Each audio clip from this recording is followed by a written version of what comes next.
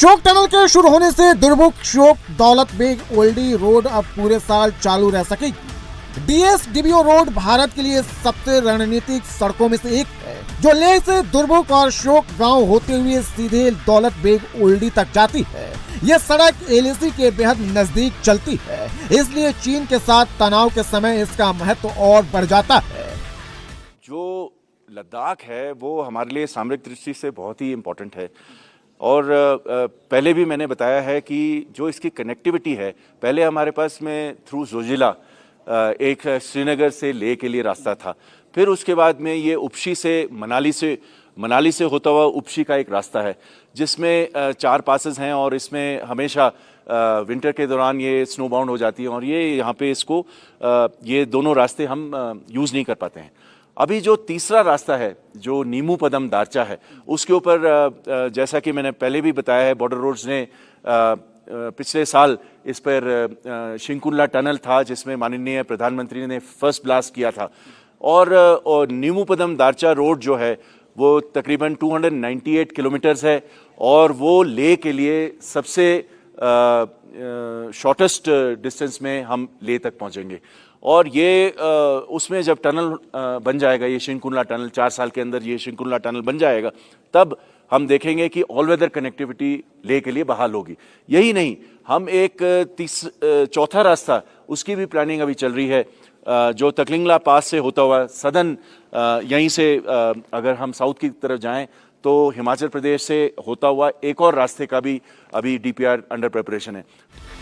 पहाड़ों के ऊंचे दर्रे अक्सर सर्दियों में भारी बर्फबारी और एवलांच की वजह से बंद हो जाते हैं। इससे सैनिकों और सामान की सप्लाई चेन पर असर पड़ता है।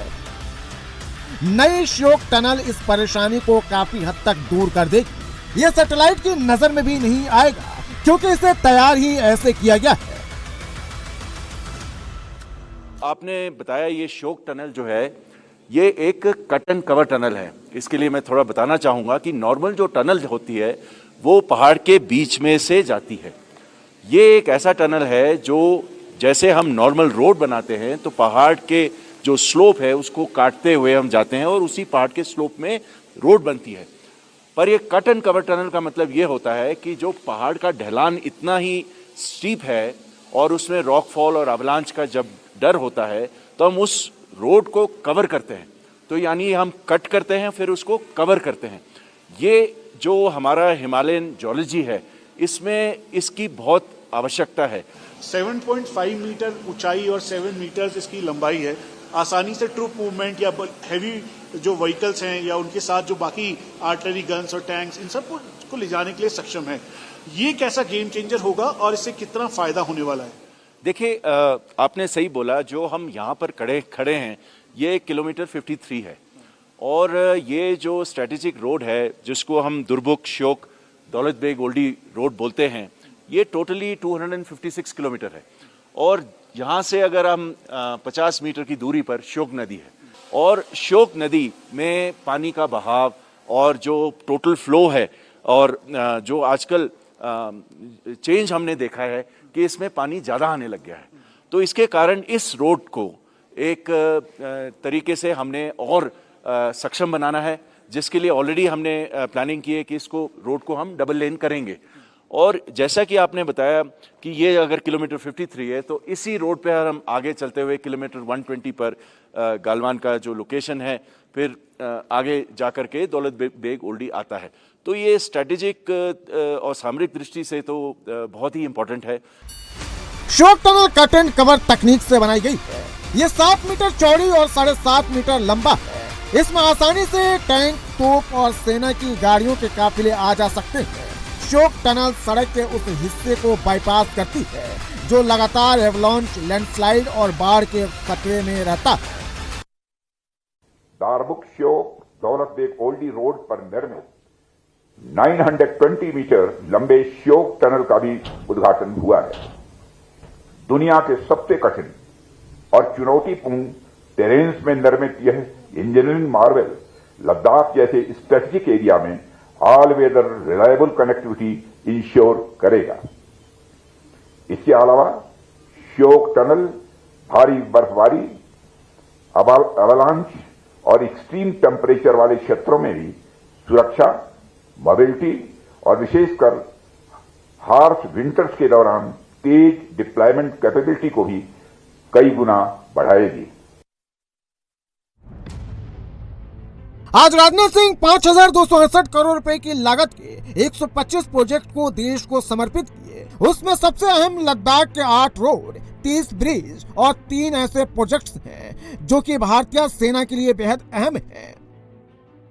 डीएसडीबीओ से लेकर चूमर तक इस समय अलग अलग जगहों पर ब्रिजेस तैयार कर दिए गए हैं। उसकी वजह यह है क्योंकि लाइन ऑफ एक्चुअल कंट्रोल पे जाने वाले ये इंफ्रास्ट्रक्चर जहां इस समय सेना, अर्धसैनिक बलों के लिए बहुत ही इंपॉर्टेंट है, तो वहीं यहाँ के सिविल लोगों के लिए जो कि वाइब्रेंट विलेजेस तक रहते हैं, उनकी कनेक्टिविटी लेह से सीधा हो जाती है। तापमान इस समय माइनस में है, -15 से -20 डिग्री का तापमान है। जो ये पूरी नदी है वो फ्रीज हो चुकी है, चारों तरफ जमाव है, उसके साथ साथ तेज हवाएं चल रही हैं और यही वजह है कि बॉर्डर रोड ऑर्गेनाइजेशन को काम करने का विंडो काफी कम मिलता है। और ऐसे में अगर कोई भी दिक्कत हो तो उससे निपटने की भी पूरी तैयारी होती है। इंडिया टीवी को इस बात की भी जानकारी मिली है जो आने वाले और प्रोजेक्ट्स हैं, जिसमें 43 ऐसे प्रोजेक्ट हैं जो पिछले साल कंप्लीट किए गए। उसके अलावा आने वाले टाइम के और प्रोजेक्ट्स हैं और इसी तरीके के ब्रिजेस तैयार किए गए हैं जिसके ऊपर से आसानी से tank, artillery gun, troop movement हो सकता है। उसके अलावा बड़ी बड़ी गाड़ियां, यहां तक कि जो यहां के रिहायशी लोग हैं उनके लिए भी यह सुविधाजनक है। इसीलिए ये सरकार का पूरा नैरेटिव और पर्सपेक्टिव है कि आने वाले समय में लाइन ऑफ एक्चुअल कंट्रोल, चाहे वो लद्दाख हो, हिमाचल प्रदेश, अरुणाचल प्रदेश, उत्तराखंड, सिक्किम, इन सभी एरियाज में इंफ्रास्ट्रक्चर डेवलपमेंट पर बल दिया जाए ताकि सुचारू तौर पर ये इंफ्रास्ट्रक्चर डेवलप हो, जिसका सीधा असर और फायदा ऑल टेरेन रोड के तौर पर यहाँ के स्थानीय लोग और ट्रूप्स को हो सके। इन प्रोजेक्ट्स के जरिए लद्दाख की हाड़ कपा देने वाली ठंड, खतरनाक पहाड़ी दर्रों और बर्फ से ढके ऊंचाइयों के बीच भारत ने अपनी पकड़ को और मजबूत बना लिया है। मॉडर्न इंफ्रास्ट्रक्चर के साथ लाइन ऑफ एक्चुअल कंट्रोल के 826 किलोमीटर के लद्दाख के सभी एरियाज में इस समय रोड, उसके अलावा टनल्स, ब्रिजेस को डेवलप किया जा रहा है और यही प्राथमिकता है। हम इस समय लुकुंग इलाके में हैं। ये पूरे रोड को डेवलप किया गया है। यहाँ पर इस रोड को एक्सटेंड करते हुए ये आप सोलर लाइट्स देखेंगे जिसे लगाया गया, तैयार किया गया ताकि यहाँ पे जो सिविल लोग हैं या फिर उसके अलावा ट्रूप मूवमेंट है वो आसानी से हो सके। बोर्ड पर भी आपको दिखाई देगा जो चुशूल, हॉट स्प्रिंग, चारसे, ये सारे एरियाज अब कनेक्टेड है। जाने में बहुत डिफिकल्टी होती थी। माहे चुशूल रोड जो कि करीबन 77.62 किलोमीटर का है वो बनकर तैयार है। बेल्टी त्यू अनाला रोड वो बनकर तैयार है। चुशूल डुंगटी फुक्शे डेमचौक रोड जो कि एक स्ट्रेटेजिक रोड है वो करीबन 70.50 से लेकर 82.34 किलोमीटर तक बनकर तैयार है।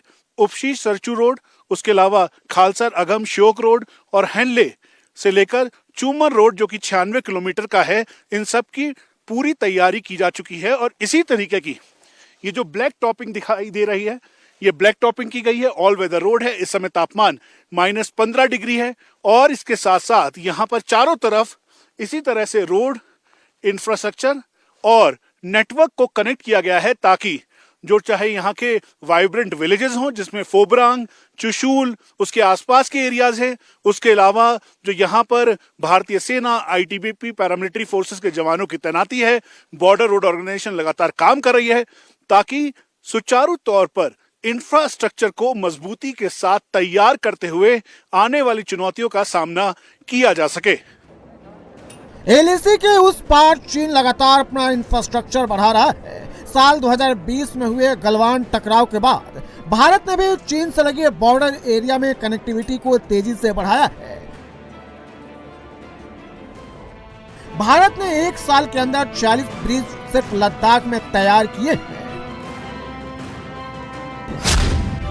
याकलोग लुंगपा ब्रिज, चिलिंग लुंगपा ब्रिज, कृति चक्रवृत्ति और हॉट स्प्रिंग ब्रिज के अलावा माहे चुशूल रोड भी शामिल है। हम इस समय काराकोरम रेंजेस के ठीक सामने हैं। ये जो ऊंची चोटियां हैं ये दरअसल काराकोरम रेंजेस की हैं और इसके दूसरी तरफ एरियल डिस्टेंस के मुताबिक 30 से 35 किलोमीटर पर लाइन ऑफ एक्चुअल कंट्रोल पर चीन की पोजीशन है। दरअसल यहां पर मौसम एक बड़ी डिफिकल्टी है। इस समय भी तापमान -15 डिग्री है। ऐसे में यहां पर कुल मिला के पिछले एक साल के अंदर 43 ब्रिजेस को तैयार किया गया है। 826 किलोमीटर के लाइन ऑफ एक्चुअल कंट्रोल पर चाहे अंडरग्राउंड बंकर्स हों, अंडरग्राउंड टनल्स, उसके अलावा जो ब्रिजेस टनल है उन सब का निर्माण बहुत तेजी से किया जा रहा है। यहां तक कि जवानों के रहने के लिए पहले 50,000 एकोमोडेशन तैयार की गई थी, लेकिन अब उसे और बढ़ाया जा रहा है। उसके अलावा डिप्लॉयमेंट किया जा रहा है। यहां पर हाल ही में जो तैयार की गई है रुद्र ब्रिगेड, उसका भी डेट यहां पर मौजूद है।